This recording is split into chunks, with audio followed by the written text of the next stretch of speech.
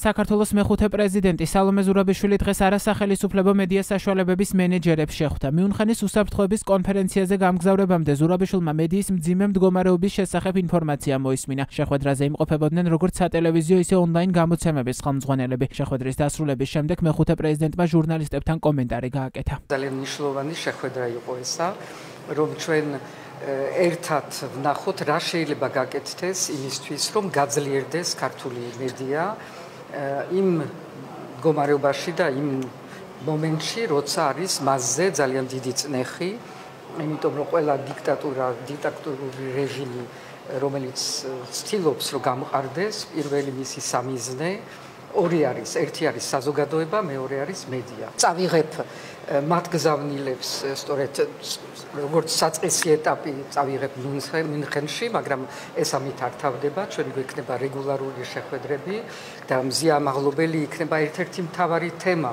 იმიტომ ის გახდა სიმბოლო ამ სიტყვის თავისუფლების, ამ წნეხის, რომელიც პირველ რიგში ვრცელდება რეგიონალურ მედიაზე, იმიტომ რომ ალბათ ეს რუსული რეჟიმი თვლის, რომ რეგიონალური მედია არის უფრო სუსტი და იქ შეიძლება უფრო დაამყაროს თავისი გავლენა. ეს ასე არ იქნება, ჩვენ ერთად ვიქნებით და მე ყველას როგორც შევძლებ და სადაც შევძლებ, ყველას ერთად დავიცავ. დღესვე სალომე ზურაბიშვილი შეხვდა სამოქალაქო საზოგადოებისა და არასამთავრობო ორგანიზაციების წარმომადგენლებსაც. ეს შეხვედრები, რაც მე დავიწყე, ერთის მხრივ მიმართული არის იმისკენ, რომ მიუნხენში რო წავალ, მხოლოდ მე კი არ წავიდე როგორც საქართველოს პრეზიდენტი, არამედ ჩემთან ერთად წამოვიდეს საზოგადოება და მისი პრობლემები ყველა კუთხით, რაც არსებობს დღეს ამ ქვეყანაში.